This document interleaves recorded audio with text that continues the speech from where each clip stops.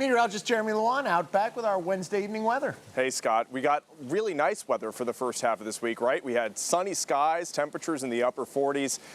We're going to have temperatures even warmer this weekend coming up, but the rain will start to push its way in on Friday, some isolated showers, and then Saturday we'll really see some more widespread, persistent shower activity. And then next week after that, we're talking Valentine's Day week, it'll be once again cold and possibly some snow in the forecast. So let's talk all about all of it. First, I want to talk to you about what some of our viewers saw today. There was so much sun in the air, of course, and we also had some of these high-level cirrus clouds. And when you have cirrus clouds with ice crystals within them, you can get refraction in those ice crystals if they're the right shape. They're hexagonal plates, and you can create something that Kathy saw in Rome. Thanks for sending this in from Bradford County. This is called a 22-degree halo.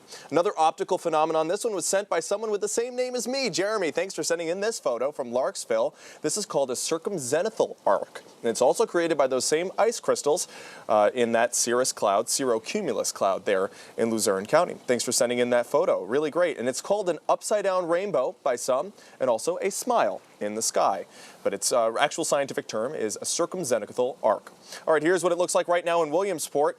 Clear skies. You can see, well, before I could see some stars there, but it looks like there's some antennas also blinking there on top of the mountain. And here's our temperatures across the region. We're talking the 30s and the 40s. That's above average for this time of year. Normally we hit highs in the 30s, and we got up into the 40s today. So we're talking right now still in the 40s for Lewisburg, also 38 for Williamsport, so near 40 there, 39 for Morris, 40 in Scranton, but it's dropping down to the 20s now in the Poconos, 28 in Thornhurst, and 29 in Lake Harmony. Today, again, highs were in the upper 40s, 48 for a lot of us, Williamsport, Avoca, Selinsgrove, 47 for Allentown, 44 for Mount Pocono.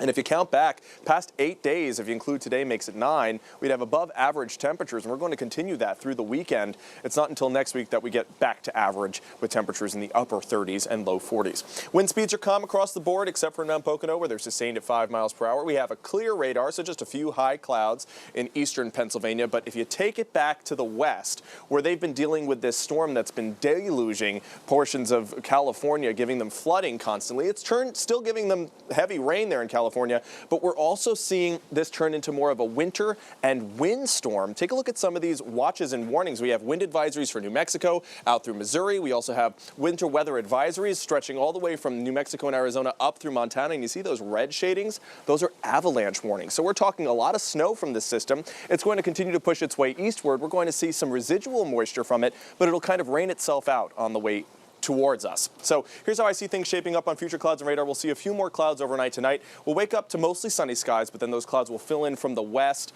and they'll continue throughout the afternoon and evening. So it'll be a mostly cloudy afternoon and evening on Thursday.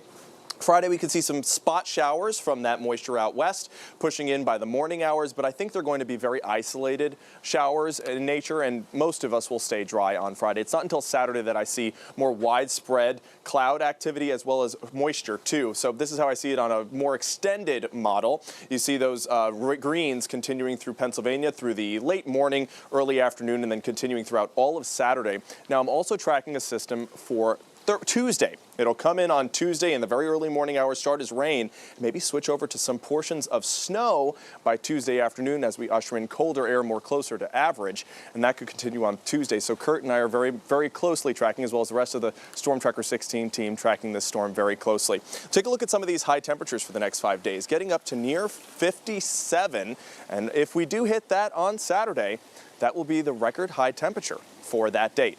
Here's your 7-day forecast. 52 for tomorrow, building clouds, and then we see those isolated showers for Friday. The system moves in for Saturday, and then we're watching that other system that could bring us that rain-snow mix for Tuesday. Otherwise, remaining dry for the other half of the weekend. That's Sunday, and Monday's also dry too. Good stuff, Jeremy. Thanks. Yep, you got it. See you tonight.